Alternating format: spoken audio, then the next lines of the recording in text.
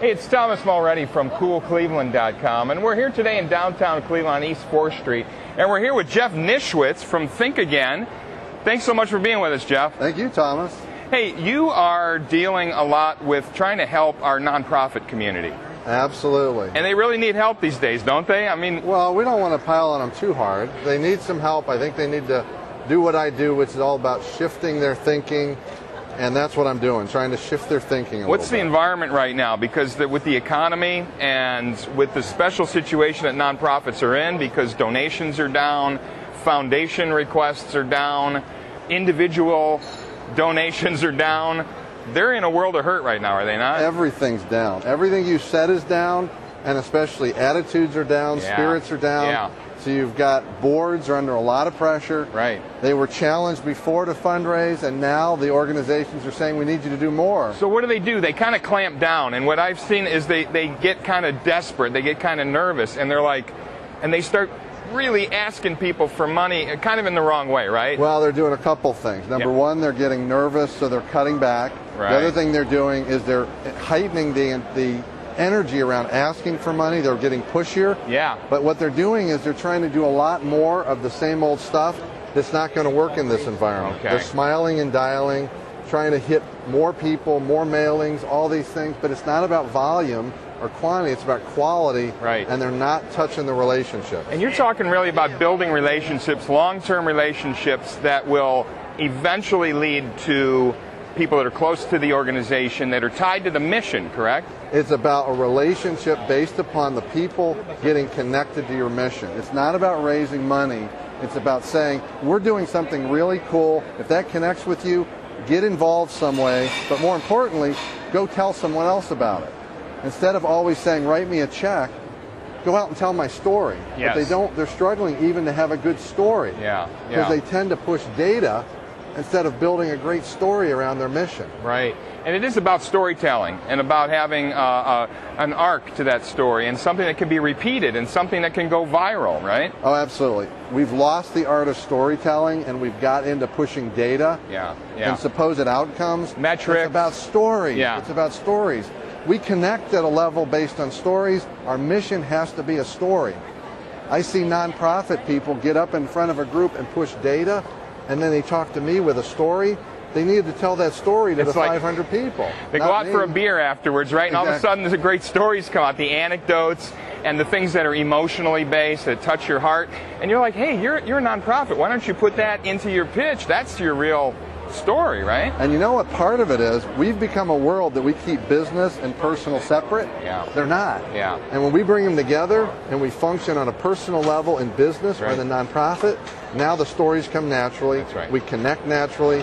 The relationships happen. And what I say, the magic happens. Exactly. You're doing a seminar called Fulfilling Your Mission One Relationship at a Time. Yep. This is on September 9th at the Boy Scout headquarters. Boy Scouts have volunteered their space to be a part of this. I came up with the idea earlier this summer and said, look, we're talking about this. Everyone's struggling. The boards are struggling. Everyone's under the gun. They need some new tools.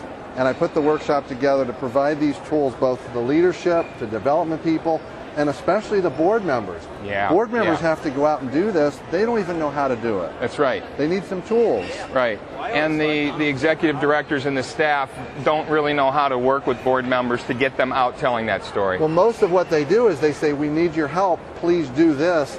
And the board tries to do what the staff or leadership tells them. Yeah. But if it's something that's hard for them to do, like go ask for money. Like cold calling. It's like cold calling. Yeah. Or even with your friends. Who wants to do it? Hit and you your don't do it friends very up. well. Push harder. Instead of 5 friends, call 10 friends.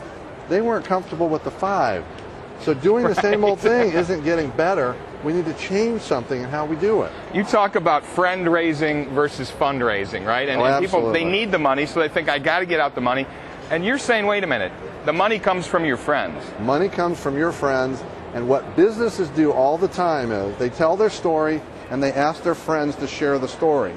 How many times have you heard of a nonprofit going to a donor and saying, tell your friends versus write a check? Right, right. You arm them with a story, exactly. a great story, that they don't even reach out at money time. When they're sitting around having a beer with a friend, they say, we're doing some cool stuff down here. This is just stories about how they're meeting their mission, how they're serving their constituent groups. It's day in, day out. It's the little things, isn't it? It's the little things, because what happens is most people support a nonprofit because it connects with them. Right. We don't know who it's going to connect with, so we got to tell the story to a lot of people, and the people who get it are going to raise their hand and say, how can I help? So how do we touch more people with a great story? Right. That's all this is about. You talk about the difference between transactional and relational. And people are so transaction-based, aren't they, these days? There's more pressure on them. Staffs have been cut. They're doing the work of 3 or 4 people. And their bosses are saying, you got to do the numbers, you got to pull in the numbers. And we get real transactional in our day-to-day. Because transactional in the nonprofit world is it's all about the donation. Right. And we believe that if someone donated once, now we're free to go ask them 6 times. And they think that's not one-sided, but it is, because it's all about me. And even if we've got a great cause, it's still transactional. I need to be thinking, in what ways can I share something with you that makes this mutual? And there is. The story's part of it, being mutual.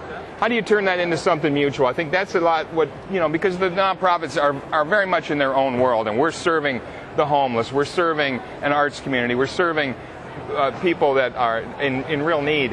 How do they turn that into something mutual where essentially a patron or someone with a lot of money is also getting something out of this? It's a tiny shift, because what happens is we're trying to get money from everyone because we believe our cause is so great. So we believe the mutuality is when they feel good. But the fact is the people who will feel good are the ones that are very connected to the mission. So we need to touch more people with a great story, and the right people will say, this is for me, now it's mutual. And now it became relational versus transactional. It's both ways, not one-sided. And one leads to the other. You're doing a great seminar here. You do these often with your company. And when people get done with you, they say they got Jeffed, right? Yeah. What is getting Jeffed in this community mean? About 6 months ago, I asked a couple friends, I said, help me understand who I am.